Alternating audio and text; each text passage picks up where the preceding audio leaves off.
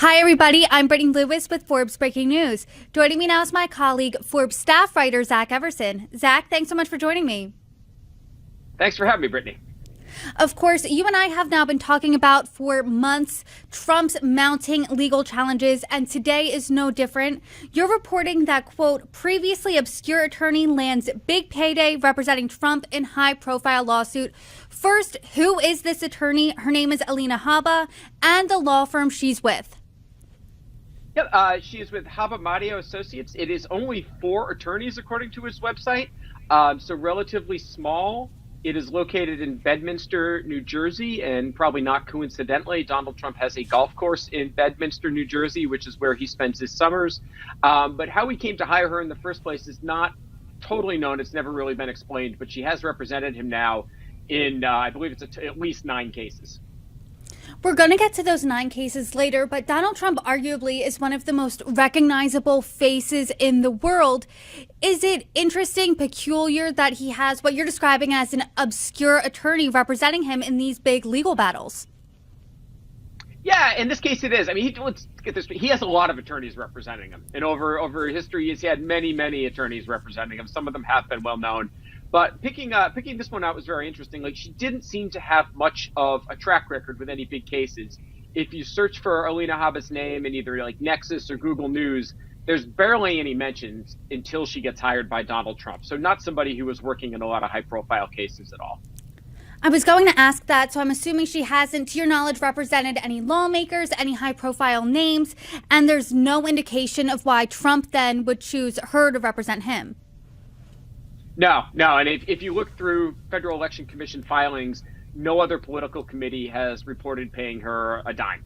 So he is really the only one out there. But you're reporting she got paid a lot of dimes from Donald Trump. Big payday. What does that number look like? Yeah, I believe, quick math, 69 million dimes. So that would be $6.9 million is what she has been paid through 2 PACs affiliated with Trump. And one of them owes her another another $534,000. So, all told, we're looking at $7.4 million in change, which is, as you said, a lot of dimes. A lot of dimes, that's a big payday for anybody, even a lawyer. But has the law firm done a good job of representing the former president? As we know, he is on the hook for millions of dollars in both the E. Jean Carroll defamation suit as well as the New York fraud case. They've had a mixed bag of representing him, but, he's also not the ideal defendant in a lot of these cases. He certainly undercuts his own arguments sometimes on Truth Social. In the New York fraud case, there was a lot of evidence there that supported it. I don't know if any attorney would have really helped him out all that much. But, she was the lead attorney in the E. Jean Carroll one, and that one he lost for, I believe it was $83.8 million after being found liable. And then there's obviously the New York Attorney General one, where she was one of the co-defendants there, famously brought a gaming computer to court with her because it kind of glowed from underneath. And some gamers were able to identify that was the purpose of the computer there. Not working on high-profile law cases, but, playing Last of Us or whatever. You found that she and her firm represented the former president in at least 7 other cases. Can you walk us through what those ones are?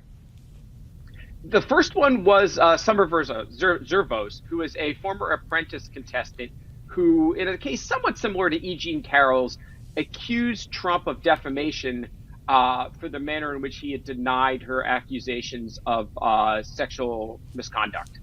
And she ended up dropping that case shortly after Alina Habba joined Trump's team. That case had been filed, I think it was in 2017.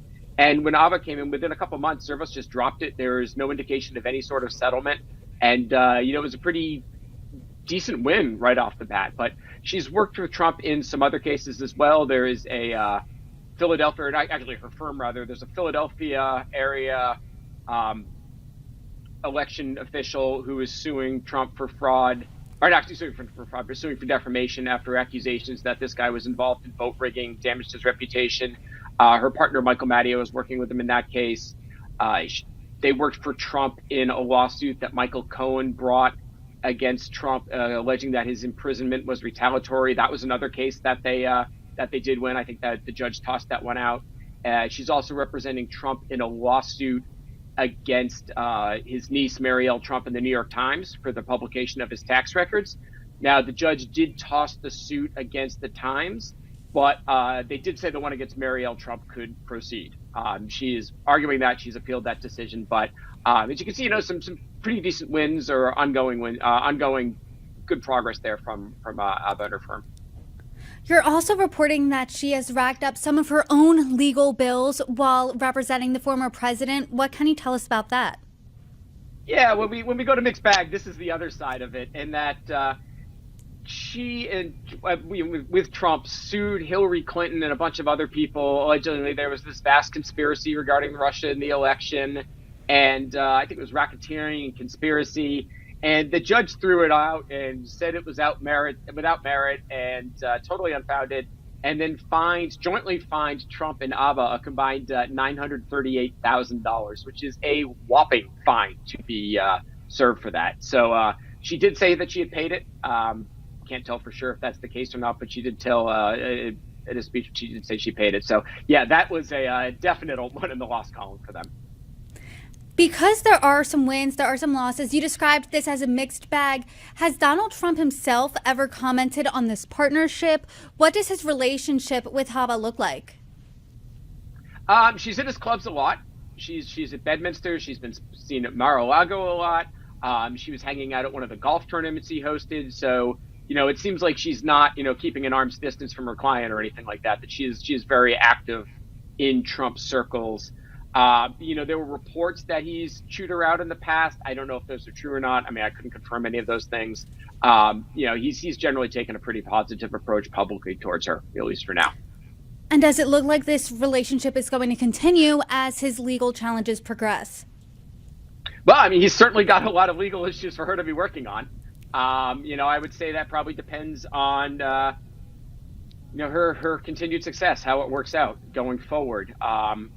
He also has a reputation of not always paying people who've done work for him. So, in this case, we see that she is getting paid, although said the firm is owed $534,000 by one of his PACs. But she, $6.9 million is real money. Can you talk about the payment here? Because you just said that she's owed money through one of his PACs. Why isn't this coming out of his personal pocket? That is an excellent question. And I think the answer is because he can get somebody else to pay for it. Trump gonna Trump. In this case, one of his PACs is paid, I think it's like $6.4 million, and the other one is paid $500,000. He's able to use this money for those purposes.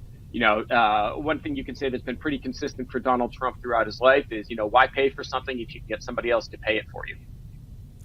You are on the Money in Politics team. Is this pretty usual, pretty par for the course if a lawmaker, if a politician, if a political figure is in any sort of legal trouble, is their PAC footing the bill? What does that look like? They are allowed to use political money in their legal defense if it is connected with their official duties. So the history of that is it seems to be you're okay with a pretty tenuous relationship there, as long as it, can somehow say, oh, because I'm a congressman, this happened, you can use the money. The FEC is not really enforcing these sort of laws.